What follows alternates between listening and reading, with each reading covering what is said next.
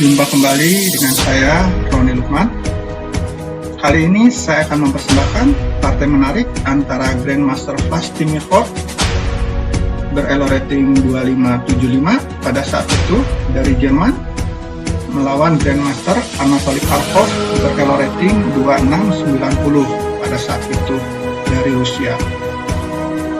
Partai ini juga saya persembahkan untuk tim yang saya pernah bergabung, yaitu tim Prapon Jawa Barat tahun 1984. Selain saya, tim juga terdiri dari Bapak Arofah Bahtiar almarhum yang merupakan senior dalam tim, Bapak Utut Adianto yang menjabat sebagai Ketua Perkasi saat ini, Bapak Ediwan Miolo, Bapak Yoyong Suryana, dan Bapak Aditya AP.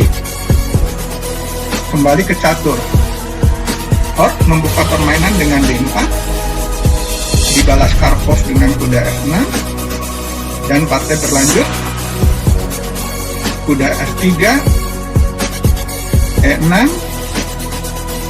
C4, D5, kuda C3, gajah E7, gajah G5, H6, gajah H4. Saya mundur satu langkah. Kemungkinan lain putih di sini adalah gajah makan F6, gajah makan F6, menteri C2. Langkah lain dari analisa ini, saya mundur satu langkah, adalah menteri B3 yang pernah digunakan oleh Grandmaster Bu Xiangzi dari Cina. Kembali pada posisi partai analisa. Setelah menteri C2, hitam menjawab dengan D kali C4, E3, C5, D makan C5,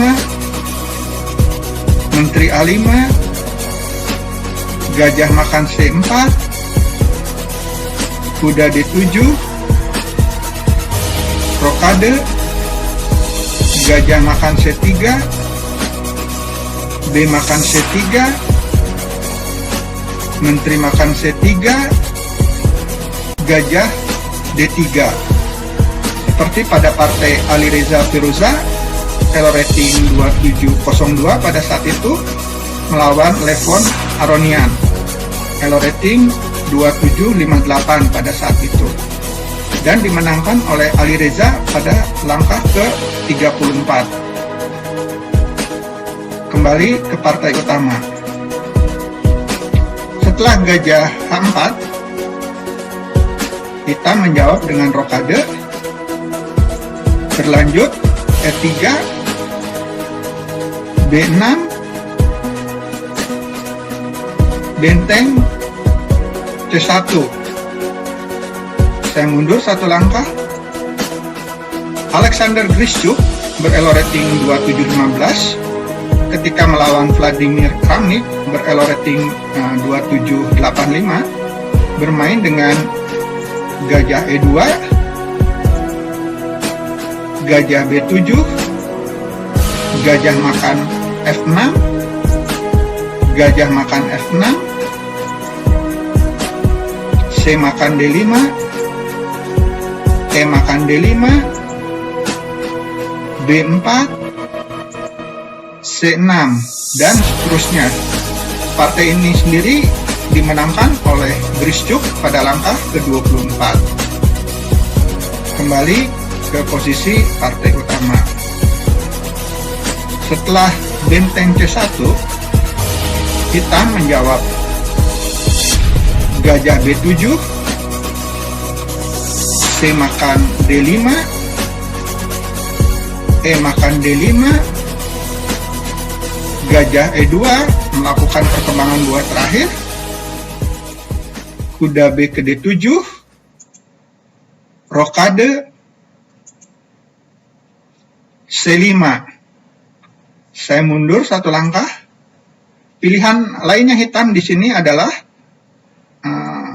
kuda E4, gajah makan E7, menteri makan E7, menteri B3, C6, benteng F ke D1, raja H8, dan partai berjalan cukup berimbang. Kita kembali pada posisi partai utama. Setelah hitam melangkah C5, putih menjawab menteri C2, A6, benteng F ke D1. Langkah persiapan yang bagus, dan partai berlanjut C4, A4, langkah bagus kembali untuk menahan laju pion B5, gajah C6, kuda E5.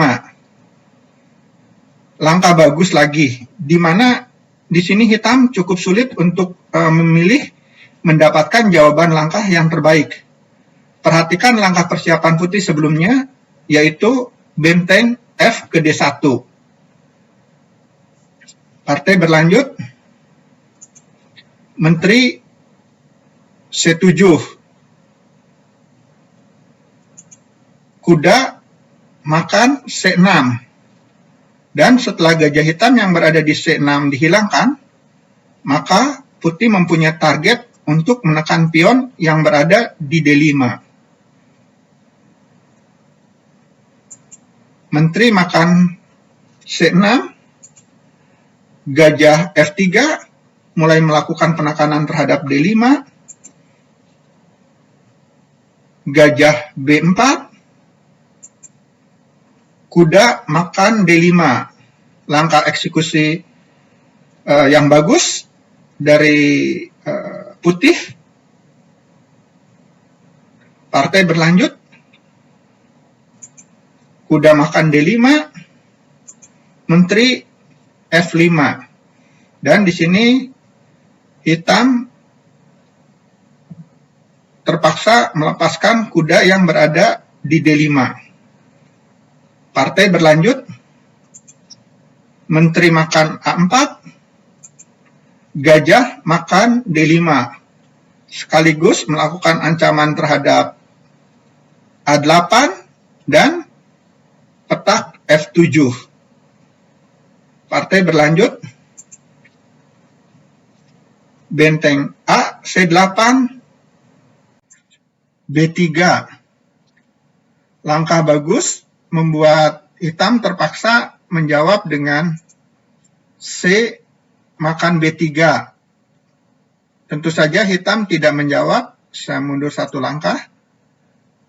Menteri makan B3, karena putih akan menjawab menteri makan D7 dan putih unggul 1 perwira.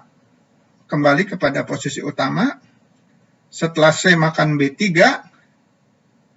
putih melanjutkan benteng makan C8, benteng makan C8, menteri makan F7 skak, raja H8, gajah makan B3, menteri B5, gajah E6, benteng F8, gajah makan D7, dan di sini hitam menyerah melihat putih mempunyai keunggulan pion tanpa kompensasi. Seandainya di sini hitam menjawab benteng makan F7, maka putih akan melanjutkan gajah makan B5, A makan B5, benteng B1, benteng A7, G4. Jelas putih unggul. Demikian partai menarik ini berakhir. Intinya, bahwa seorang pemain posisional yang hebat pun seperti Karpov pernah dikalahkan secara posisional juga oleh lawannya. Semoga ada manfaat yang bisa diambil dari partai ini. Sampai jumpa lagi di pertemuan selanjutnya.